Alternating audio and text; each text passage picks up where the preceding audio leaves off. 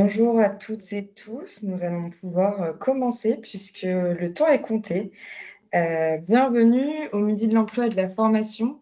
Nous avons une demi-heure devant nous pour parler de la thématique de ce jour. Merci à vous toutes et tous pour votre présence. Donc, je suis Meredith Ganov. Je supplée aujourd'hui ma collègue Anna Toville qui est présente en visio, mais qui a besoin de ménager sa voix. Donc, Anna, qui est chargée de projet pour l'UDES en Bretagne et Pays de la Loire. Et moi-même, je coordonne les régions Auvergne-Rhône-Alpes et Provence-Alpes-Côte d'Azur pour l'UDES, l'Union des employeurs de l'économie sociale et solidaire. Ces webinaires s'inscrivent en réponse aux besoins ressentis par les entreprises, donc des besoins relatifs aux tensions de recrutement, entre autres, et ont pour but de vous informer des dispositifs et aides existants. Ce temps prévu aujourd'hui est le fruit d'un travail conjoint avec plusieurs organisations patronales, dont la FRSEA, le MEDEF, l'UDP, la CPME et l'UDES, mais aussi des organisations syndicales et également en lien avec les services de l'État et la région Pays de la Loire. Nous espérons que ce format court vous permettra une nouvelle fois de poser vos questions également en direct à nos intervenants. Le thème de cette édition est l'intelligence artificielle et son application au sein de l'entreprise à travers 2 témoignages. Donc, on vous remercie chaleureusement. Daphné Pliuso, qui est tutelle conseillère au sein de la DRETS Pays de la Loire dans la filière nucléaire, transition numérique, IA et cybersécurité. Et merci également à Geoffroy Verdier, qui est directeur de l'association Aide à domicile pour tous. Bonjour. Bonjour. Avant de débuter nos échanges, un rappel de quelques règles. Merci de bien vouloir couper vos micros pendant les interventions pour éviter les interférences. Et puis, tout au long du webinaire, vous pourrez poser vos questions donc, sur la petite icône discussion, conversation même, qui est en haut de votre écran. Et à la fin de ce temps, on prévoira également 10 minutes de questions-réponses en direct à l'issue de ces témoignages. Donc, ce temps est bien enregistré. Donc, vous pouvez bien évidemment couper vos caméras si vous ne voulez pas apparaître dans l'enregistrement. Et vous pourrez retrouver le replay de ces échanges sur YouTube, sur la chaîne des Midis de l'Emploi et de la Formation, aux côtés des éditions précédentes. Sans plus attendre, je donne la parole à Daphné. Merci Daphné. Merci beaucoup. Alors, je vais essayer de partager du coup mon contenu. Hop.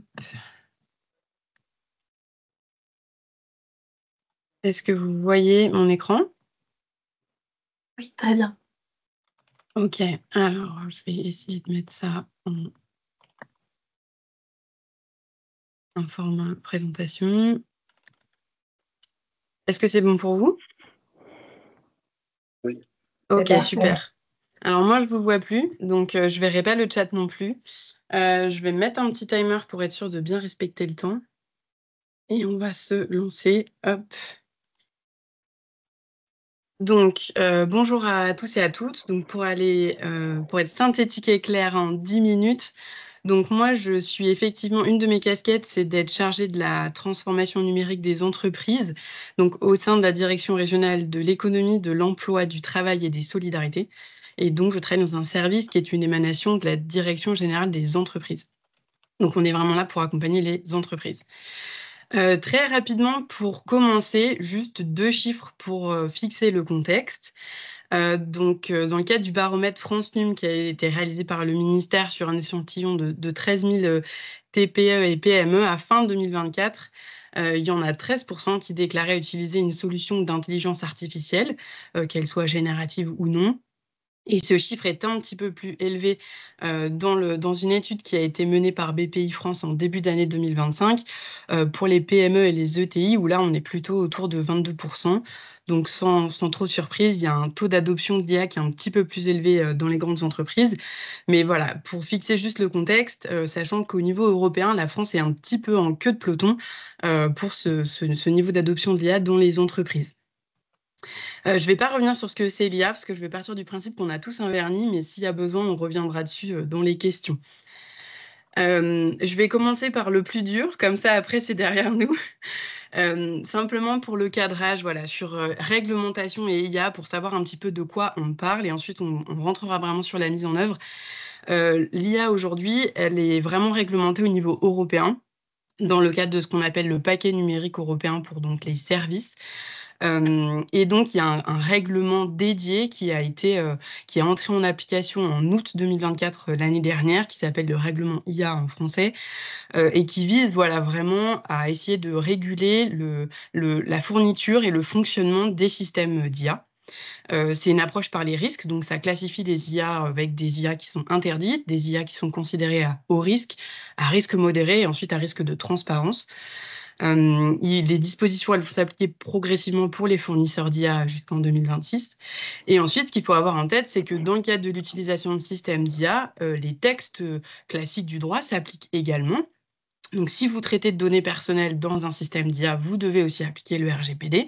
Si vous utilisez des contenus d'auteurs ou d'autrices, vous devez respecter le droit de la propriété intellectuelle, etc., etc.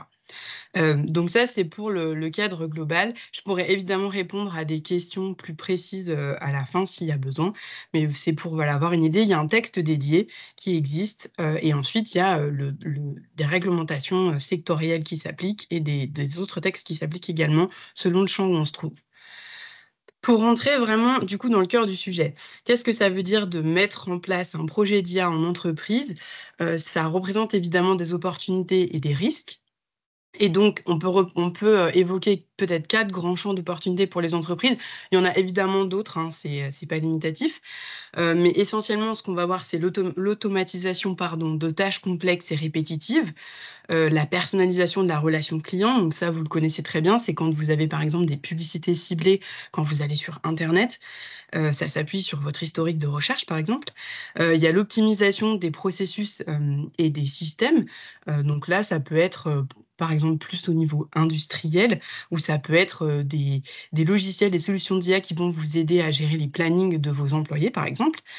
Et ensuite, il y a des solutions plus complexes qui sont vraiment d'aide de prise à la décision, mais qui là nécessitent de très grandes quantités de données. Il faut vraiment des capteurs à plein d'endroits dans l'entreprise pour pouvoir ensuite avoir ce type de solution.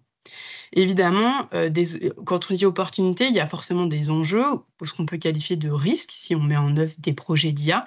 Il faut bien sûr réfléchir à la sécurité, à la confidentialité de vos données. Par exemple, si vous utilisez des solutions d'IA à usage général grand public, type ChatGPT, Mistral ou Claude, il faut que vous réfléchissiez à ce que vous allez donner ou pas donner à l'IA. La dernière stratégie commerciale, le dernier design produit, la liste des clients, c'est peut-être des données qui sont en réalité sensibles et qui donc faut pas forcément partager à ce genre de solution, ou alors dans un cadre précis. Il y a évidemment des risques de cybersécurité, puisque si vous augmentez votre surface numérique, vous augmentez les risques d'attaque. Et donc, qui dit déploiement d'une solution d'IA dit de bien réfléchir, du coup, à avoir en parallèle une stratégie de cybersécurité adaptée. Il faut aussi réfléchir aux risques éthiques et à la chaîne de responsabilité. Comme je l'ai indiqué, la réglementation, elle ne permet pas d'utiliser l'IA dans certains cas, elle le permet dans d'autres, mais voilà, en prenant bien en compte les risques, donc notamment dans les cadres RH, pour du recrutement, sur la sélection de CV, il faut bien réfléchir aux enjeux. Et chaîne de responsabilité, puisque si l'IA est défaillante et qu'il y a un problème, il faut que vous puissiez répondre à vos clients et aux utilisateurs de l'IA. Et il y a la dépendance aux outils, qui là, une réflexion plus générale, qui est aussi les outils numériques, c'est pas que l'IA. Il faut avoir conscience que notamment les IA génératives, elles ont tendance à produire des contenus qui sont relativement harmonisés, relativement homogènes, et que donc, si vous êtes sur des métiers peut-être plus créatifs ou qui nécessitent plus de réflexion intellectuelle, il y aura peut-être moins cet aspect-là, et donc il faut être conscient du fait qu'il faudra reprendre les contenus derrière, y réfléchir, et donc avoir cette réflexion sur la dépendance. Concrètement, comment ça se traduit? Nous, dans les entreprises qu'on accompagne, on constate un certain type d'usage, mais aussi des obstacles. Donc, sur les usages, pour être un petit peu plus concrète par rapport aux opportunités, il y a évidemment, là, je ne l'ai pas détaillé parce que c'est l'usage qu'on connaît le plus, mais il y a tous les usages d'IA génératifs. Donc, ça peut être des comptes rendus de réunion. Là, on l'a vu tout à l'heure, on peut avoir une petite solution qui se connecte à la réunion et qui va enregistrer et donc transcrire toutes les interventions, et ça peut nous faire un compte rendu. Ça peut être de la saisie automatique de données. Il y a ce qu'on appelle les chatbots, les agents conversationnels. Ils peuvent aller, par exemple, vous chercher de l'information sur votre site internet pour donner la référence produit à un client. Il y a ce qu'on appelle la maintenance prédictive, plus dans les environnements industriels. Si on a des données sur à chaque fois que les machines sont tombées en panne, eh ben, on peut produire un algorithme d'IA qui va essayer de envisager quelle sera la prochaine panne et donc de faire la maintenance avant la panne. Il y a la détection visuelle sur les défauts. Il existe, voilà, il y a plein de petits usages, il y a plein de petites solutions qui existent et qui peuvent être dédiées à des problèmes précis. Sur les obstacles aujourd'hui sur la mise en œuvre, nous, ce qui nous revient principalement des entreprises, c'est les coûts élevés d'investissement, puisque ça coûte de l'argent, hein, bien sûr, de déployer une solution d'IA. Mais on va voir à la fin qu'il existe aujourd'hui des financements publics, donc ça peut être une des solutions. Il y a un manque de gouvernance des données, puisque qui dit IA dit forcément données, et souvent dans les PME, les TPE, on n'a pas de politique particulière sur nos données, elles ne sont pas forcément toujours structurées, et ça c'est important pour pouvoir avoir une solution d'IA qui fonctionne bien. Il y a un manque souvent d'expertise interne, que ça soit pour développer la solution, la mettre en œuvre ou ensuite l'accompagner, puisqu'on n'est pas toujours un service spécial, on n'est pas toujours spécialisé dans le numérique. On peut avoir un responsable informatique ou pas, et il peut, elle ou elle ne peut ne pas maîtriser ses connaissances. Et ensuite, il y a la compatibilité avec les outils qu'on a déjà, les outils numériques et digitaux, donc de s'assurer que si on déploie cette solution, elle viendra bien s'ajouter au reste et qu'elle ne va pas empêcher le reste de fonctionner et que tout ça est bien complémentaire. Donc, pour identifier en fait les grands leviers pour intégrer l'IA dans son entreprise et les grands sujets qu'il faut avoir en tête. Donc il y a ce schéma qui a été produit par BPI France dans le livre blanc Réussir son projet d'IA. Ça vous donne voilà, une idée du déroulé. Mais ce qu'il faut retenir sur vraiment les 3 grands leviers et les enjeux, c'est vraiment votre transformation digitale. Donc il faut d'abord évaluer son niveau de maturité digitale avant d'envisager l'IA. Il faut avoir digitalisé ses données, il faut déjà avoir un certain niveau de numérisation pour pouvoir envisager ça. Ensuite, il y a ce que j'évoquais, il y a cette structuration des données, c'est s'assurer que du coup, la solution qu'on voudra développer ou qu'on va utiliser, elle pourra s'appuyer sur des données qui sont propres, qui sont claires et qui sont bien rangées, parce que si on fournit des mauvaises données, la solution d'IA, elle ne pourra pas fournir des bons résultats. Et si on utilise du coup des solutions déjà sur étagère, gratuites ou non, il faut du coup faire le tri dans qu'est-ce qu'on donne et qu'est-ce qu'on ne donne pas dans ces données. Et ensuite, il y a un enjeu très important qui est l'implication des personnels, parce qu'en fait, le déploiement d'une solution d'IA dans une entreprise, c'est pas qu'un enjeu technologique, c'est aussi un enjeu managérial et organisationnel, parce qu'en réalité, c'est un projet informatique, c'est un projet de changement, et donc il faut accompagner ce changement, soit par la formation, soit par le recrutement, quand la formation des personnels n'est pas nécessairement possible. Mais du coup, ça s'accompagne, et il faut vraiment partir des besoins des usagers, parce que si c'est une solution qui vient d'en haut, généralement, elle sera mal, en fait, elle sera mal intégrée dans l'entreprise. Et donc, pour conclure, ça, c'est un peu les grands principes qu'il faut retenir pour avoir un usage responsable d'une solution d'IA et pour déployer une solution d'IA. Il y a bien réfléchir à la pertinence de l'usage, pourquoi je veux déployer l'IA et à quoi ça va me servir. Donc voilà, bien se poser ces questions-là des usages, des besoins avec les personnes qui vont utiliser la solution.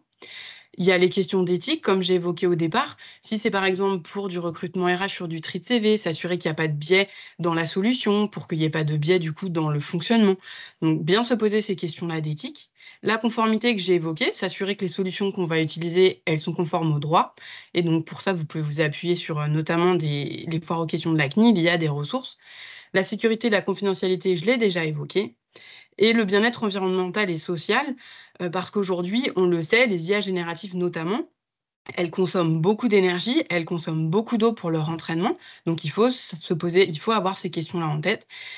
Et au niveau social, il faut aussi avoir en tête que ça emploie aujourd'hui beaucoup de main-d'œuvre qui est peu qualifiée dans les pays du Sud. Donc c'est des gens qui annotent des données, qui font ça toute la journée. Donc il faut l'avoir en tête, ça fait partie des questions. Et il y a, comme je l'ai déjà évoqué, acceptabilité et adaptabilité de la solution pour ces personnels et penser qu'un projet informatique, ça évolue dans le temps. Donc la solution, elle ne marchera peut-être pas du premier coup, mais elle peut évoluer dans le temps. Et je vous projette cette dernière slide. Sur les dispositifs d'accompagnement au Pays de la Loire, mais j'ai atteint mon temps, donc je vais laisser la parole et on pourra peut-être revenir dessus dans les questions. Mais sachez qu'en tout cas, il existe des accompagnements au niveau de la région avec des financements publics et notamment DIVA, qui est un consortium d'acteurs locaux qui peuvent vous accompagner sur toute la chaîne. Et je vous rends la parole puisque j'ai déjà dépassé le temps d'1 minute. Merci Daphné, c'était très clair. C'est impressionnant, assez synthétique en si peu de temps. Je ne vois pas tout de suite de questions dans le chat. Donc, je vous propose de passer directement à l'intervention de Geoffroy et puis après on pourra... Ah, autant pour moi, il y a une question. Qui est la suivante. Le dialogue social n'est pas identifié comme un levier pour intégrer l'IA dans son entreprise. Pourquoi? Acceptabilité ne vaut pas dialogue. Ah non, bien sûr, le dialogue social, c'est fondamental. Enfin, c'est évident. Enfin, quand je dis qu'il faut partir des besoins des usagers ou des collaborateurs et des collaboratrices qui vont utiliser ces solutions, a fortiori si on est par exemple dans le fait d'automatiser certaines tâches et donc on considère qu'en tant que dirigeant ou dirigeante, par exemple, il y a de la plus-value pour ces équipes, il faut évidemment partir des besoins et avoir un dialogue social. C'est évident. Si, bien sûr, ça en fait partie. Merci Daphné. Je crois qu'Anna voulait prendre la parole. Une question de la part de Marc. Ouais, merci beaucoup pour cette présentation. Je vais faire court dans la question. Merci beaucoup parce que c'était très très clair. Et dans la poursuite là, de la question précédente, avez-vous connaissance d'accords d'entreprise passés avec les organisations syndicales sur la mise en place de l'IA dans une entreprise, une organisation quelle qu'elle soit d'ailleurs, puisque vous avez souligné dans votre exposé comment dire, la pertinence des données, la sensibilité des données qu'on utilise, mais est-ce que vous avez connaissance d'accords d'entreprise? Et je pense que ça pourrait intéresser plusieurs d'entre nous. Alors là, tout de suite en tête, j'ai pas de nom d'entreprise à vous donner, mais je sais qu'il existe, notamment dans le cadre du sommet de l'IA qui a été organisé en février, donc qui a été porté par l'Élysée sur justement, donc le déploiement de l'IA, l'adoption de l'IA. Il y a eu des séquences thématiques justement sur, le dialogue social et je sais qu'il y a de grandes entreprises qui ont signé en fait un engagement, global à avoir ce dialogue social. J'ai pas les noms des entreprises en tête, mais je me note la question pour pouvoir vous répondre. Donc je sais que ça existe. Après, est-ce que ça a déjà été intégré dans les accords? Je ne sais pas. Mais je sais c'est en discussion, notamment pour de grandes entreprises qui le font déjà, ouais. Merci pour vos questions et vos réponses. Comme le temps est compté, je vais inviter Geoffroy à témoigner et puis on aura encore quelques minutes à l'issue de son témoignage pour pouvoir poser des questions. Merci Geoffroy. Merci beaucoup. Donc, moi, je suis Geoffroy Verdier. Je dirige une association d'aide à domicile en Loire-Atlantique, ADT 44. Donc, ça peut paraître un peu incongru l'activité de mon association par rapport au thème de ce midi de l'emploi sur l'intelligence artificielle. Mais néanmoins, voilà, moi, je suis persuadé que l'IA peut apporter un certain nombre de choses dans le champ du médico-social. Notamment en fait sur tout le sujet des transmissions, des écrits qu'on est amené à réaliser, à la fois parce que on a un certain nombre de salariés pour qui l'écrit, bah, c'est pas forcément leur fort, hein, donc c'est des choses sur lesquelles on les forme, mais voilà, là où le commun des mortels peut être en capacité à écrire des choses assez facilement, c'est pas forcément le cas pour tous nos salariés. Mais même pour des salariés qui sont plus à même, enfin qui sont plus à l'aise avec l'écrit, l'IA peut être facilitée. Donc je dirais que dans mon association, donc aujourd'hui on est vraiment sur une phase expérimentale, c'est-à-dire que moi j'ai découvert très récemment le chat GPT, Mistral ou ce type de logiciel. Et donc d'abord à titre personnel, j'ai été, bah, voilà, comme beaucoup, un peu bluffé. Et comme je fais partie des gens relativement connectés, assez vite, je suis devenu addict dans mon utilisation personnelle.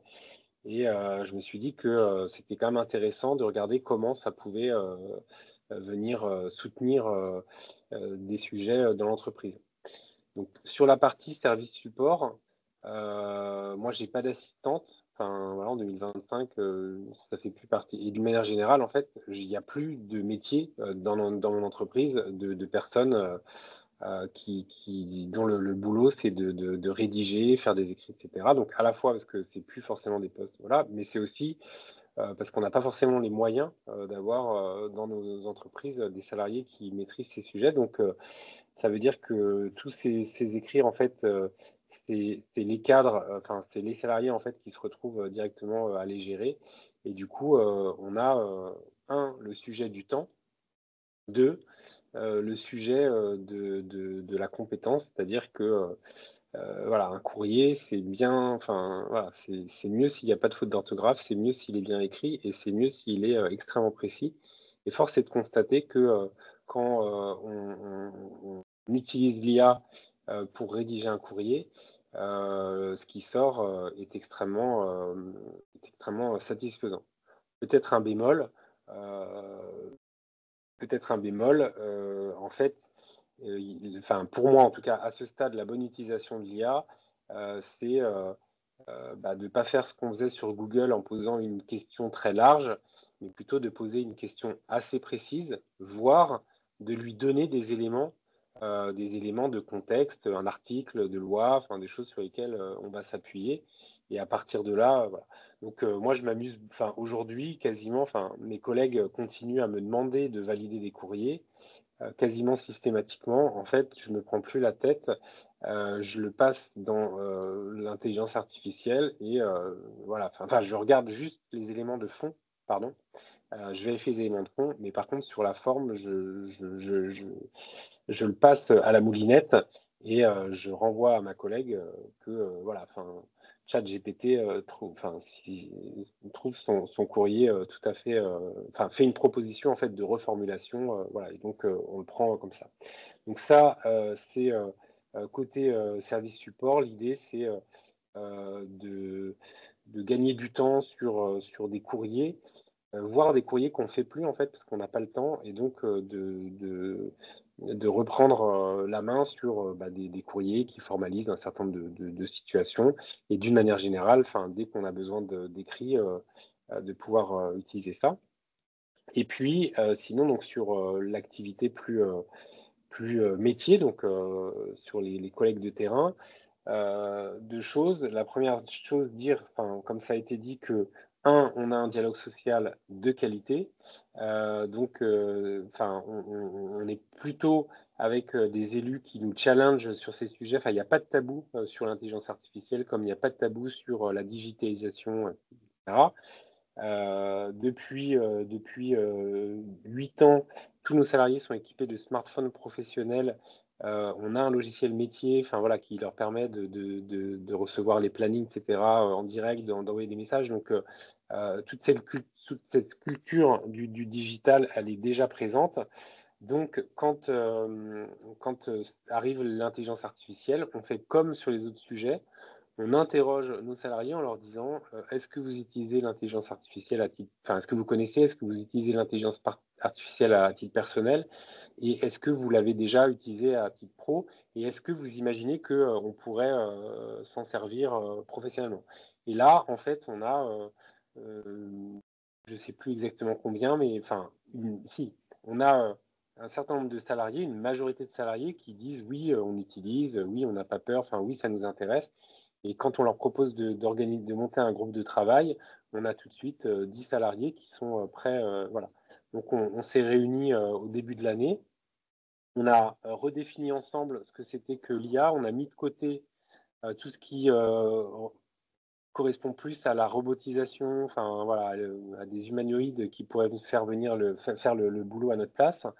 Et puis on a mis de côté aussi toutes les attentes qu'on a de la part de l'IA dans nos logiciels métiers, en se disant que ça, c'est des choses qu'on travaille avec notre éditeur de logiciels, parce qu'on pense qu'effectivement, l'IA, ça peut venir améliorer la gestion des plannings, comme ça a été évoqué. Voilà, mais ce n'est pas de notre compétence, ce n'est pas nous qui allons le faire. Donc nous, on s'est concentré sur ce qui nous intéressait. Et du coup, assez vite, on a défini 5 groupes de travail, donc des groupes de travail très précis.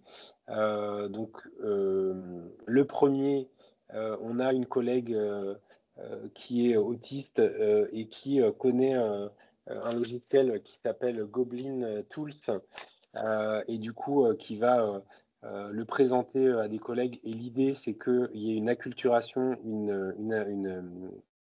que la plupart des collègues qui accompagnent des personnes en situation de handicap puissent découvrir ce logiciel et se l'approprier pour améliorer l'accompagnement des personnes en situation de handicap.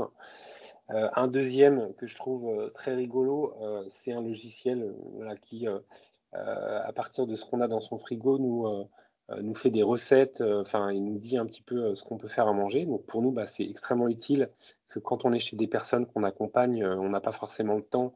Et du coup, si l'intelligence artificielle peut nous aider sur un sujet aussi concret que celui-là.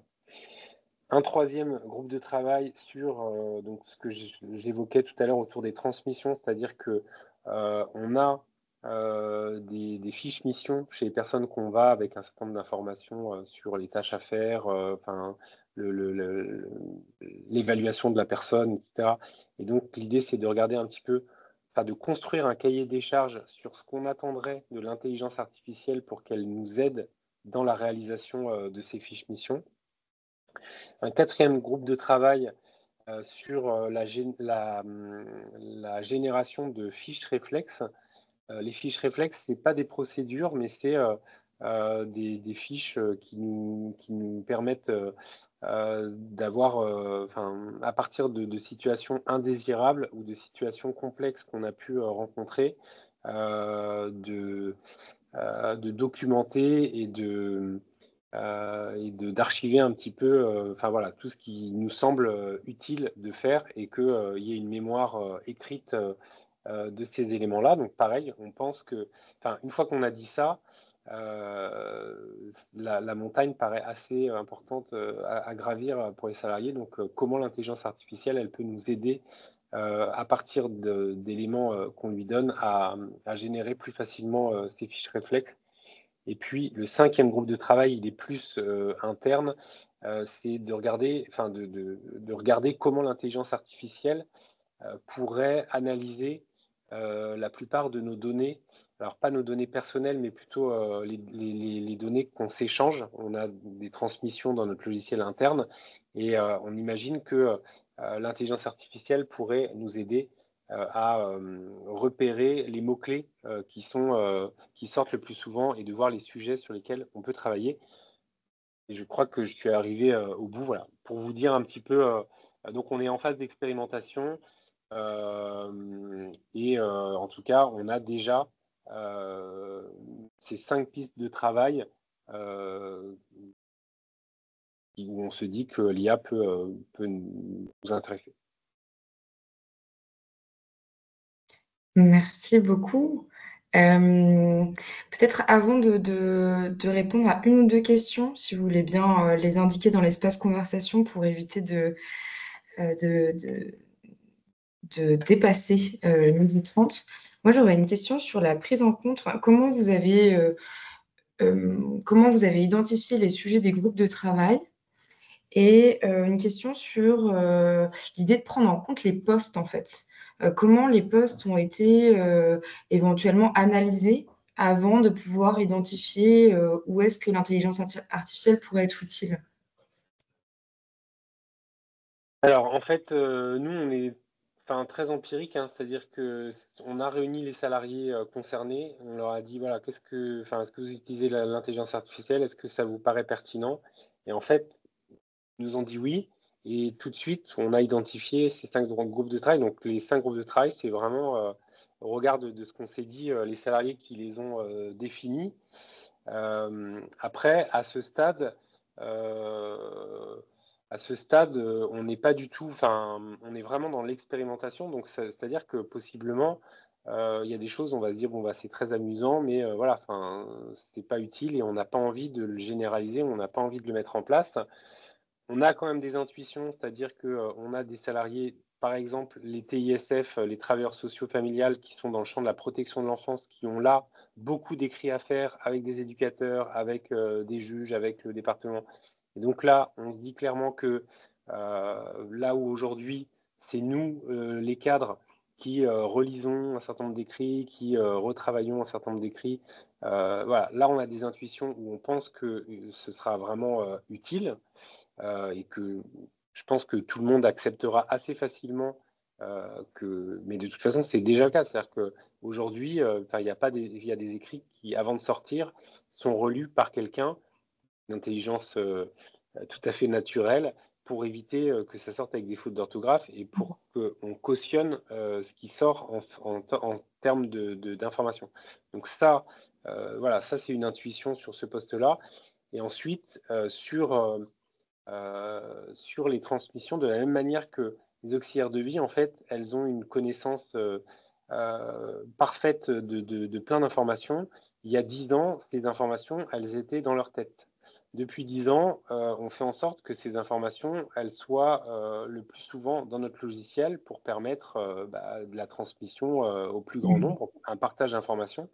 Et ça, on a l'intuition que l'intelligence artificielle, elle peut permettre, à partir d'une donnée brute, enfin d'une retranscription brute d'informations, elle peut permettre de trier les informations techniques qui ont une place dans le logiciel, d'informations plus cœur de métier, et puis toujours de synthétiser, parce que très souvent, dans des messages qu'on reçoit, enfin dans les transmissions aujourd'hui, en fait, quand on lit l'information, on n'est pas il y a de la déperdition parce qu'il y a de l'incompréhension, parce que les abréviations qui ont été utilisées, parce que la phrase, elle a été écrite trop vite. Voilà. Donc, on pense que l'intelligence artificielle, elle peut améliorer simplement les transmissions qui, aujourd'hui, ne sont pas satisfaisantes.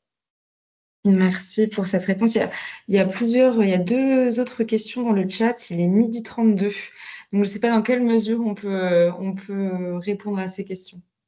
Alors, la mienne, laissez peut-être la parole à Marc. Et puis la deuxième question au sujet des écrits en direction de la protection de l'enfance, peut-être. Oui. Je te laisse La protection des données. Donc, au sujet des écrits en direction de la protection de l'enfance, qu'en est-il de la protection des données? Peut-être que ça peut rejoindre également la première question sur la formation. Comment vous accompagnez aussi vos équipes à prendre en considération le sujet des RGPD, sachant qu'aujourd'hui, peut-être beaucoup d'équipes n'ont pas connaissance de ces réglementations et des procédures à devoir respecter. En 2 mots. Alors, ouais, En 2 mots. Ouais. Enfin, je suis sur LinkedIn s'il y a des gens qui s'intéressent d'échanger plus longuement. Mais en 2 mots, en fait, nos salariés, on les forme aux écrits depuis toujours. C'est-à-dire qu'avant l'intelligence artificielle, sur qu'est-ce qu'on dit pas, pas de jugement, pas d'interprétation, tout ça, c'est des sujets où on les forme très régulièrement. Et la question du RGPD, pareil, elle était bien présente avant l'IA, c'est-à-dire qu'aujourd'hui, même quand on a des accès sécurisés pour protéger nos données, etc., voilà, dans une entreprise où on a 700 salariés, où on travaille 365 jours sur 365, il y a forcément des rapports qui sont écrits sur des ordi personnels qui sont envoyés par des messages. Voilà. Donc, voilà, c'est un sujet qu'on a en tête, on y travaille, mais très clairement, c'est pas satisfaisant, mais voilà, ça n'a jamais été satisfaisant. C'est-à-dire que, et même avant l'informatique, voilà, un document écrit qui reste sur une table ou qui reste dans une famille, voilà, ce sujet-là, il est extrêmement présent. On n'a pas de solution idéale. Merci Geoffroy. Ce que j'entends aussi, c'est que c'est peut-être l'IA et peut-être l'opportunité de se reposer des questions qu'on ne s'est peut-être pas forcément posées en entreprise sur la protection des données, alors même qu'on utilise des outils comme Google ou autres systèmes d'information déjà bien présents depuis plusieurs années. Donc c'est aussi l'opportunité de le faire. Est-ce qu'on a le temps pour la dernière question de Marc? Oui, tout d'abord. Allez-y. Oui, tout d'abord, remercier Daphné et Geoffroy pour la clarté de leurs propos et merci Geoffroy d'avoir démontré que l'IA, c'était aussi applicable dans nos organisations. J'avais une question Alors, concernant la fiabilité des données. Autant l'intelligence humaine, elle n'est pas infaillible, il en va de même pour l'IA, quels que soient les outils qu'on utilise, puisque, comme vous savez, hein, l'IA travaille sur des probabilités, c'est la probabilité la plus forte, hein, ça dépend des algorithmes, mais c'est la probabilité la plus forte qui donne effectivement le résultat qui sort. Geoffroy, c'est très direct cette question. Comment tu vérifies la fiabilité des données? Est-ce que tu fais travailler deux IA en même temps, ce qui permet de réduire les marges d'erreur, théoriquement? Voilà, c'était une question qui est sur la pertinence des réponses, puisque un risque, il y a beaucoup d'avantages, hein, tu les as décrits. Un des risques, c'est que l'on puisse, je dirais pas nous décerveler, mais c'est-à-dire que de perdre notre esprit critique par rapport aux données qui sont exploitées et par rapport aux réponses que donne l'IA. Voilà, mais pour autant, je te rassure, je suis un utilisateur comme toi de l'IA depuis 2 ans. Réponse très courte, je me fais confiance et c'est toujours moi qui décide à la fin, c'est-à-dire que l'IA, ça reste un outil de décision. Je l'ai dit, plus on lui donne à la source d'informations. Aujourd'hui, là, par exemple, Perplexity, c'est une IA où on peut aller beaucoup plus sur dans quelle source je veux que tu ailles chercher l'information. Mais in fine, voilà, si à un moment donné, je suis perplexe par rapport à la réponse qui m'est donnée, mais de la même façon que je suis perplexe par rapport à la position d'un avocat, par rapport à la position d'une administration, voilà, eh bien, je garde mon sens critique. Et voilà, à la fin, c'est moi qui décide. C'est-à-dire que jamais je vais aller chercher une réponse et la retranscrire bêtement sans avoir vérifié que si je mets ma signature à la fin, je suis OK avec ce qui est écrit. On va peut-être laisser Daphné pour le mot de la fin. Oui, c'est juste pour compléter, effectivement, si ça peut conclure cette interlude, ce midi, c'est qu'effectivement, les IA génératives, il faut toujours les utiliser sur des sujets qu'on maîtrise en partie. Ça nous aide, ça peut nous aider à débroussailler des sujets, à découvrir quelque chose, mais il faut jamais les utiliser, comme le dit Geoffroy, sans relecture et sans esprit critique, sur des sujets qu'on maîtrise pas, parce qu'aujourd'hui, les IA génératives, elles hallucinent toujours. C'est-à-dire que comme c'est des probabilités mathématiques, elles produisent des phrases qui n'ont pas de sens pour elles. C'est des maths, c'est des mots qu'on colle les uns à la suite des autres. Et donc, ça peut produire des contenus vraisemblables mais faux. Et donc, il faut simplement conserver son esprit critique et relire. Et ça peut servir à débroussailler un sujet quand on ne le maîtrise pas, mais il faut toujours garder en tête, comme l'a dit Geoffroy, que c'est un outil et qu'à la fin, c'est l'humain qui décide et c'est l'humain qui valide et qui est maître, qui reste maître en sa demeure. Voilà. Merci Daphné, un très beau mot de la fin. Merci pour votre présence, merci pour vos témoignages qui étaient très enrichissants. Vous pourrez retrouver ce replay sur la chaîne YouTube des Midi de l'Emploi et de la Formation, Pays de la Loire. Et je vous dis à bientôt peut-être. Bonne journée. Et le prochain webinaire est le 26 septembre. Qui sera exactement, merci Anna de le rappeler, le 26 septembre 2025 sur le sujet du dispositif Un emploi, une formation. Et ce prochain Midi de l'Emploi sera animé par la FRSEA. Merci beaucoup. Merci à tous et à toutes. Au revoir, bonne journée. Merci, au revoir. Au revoir.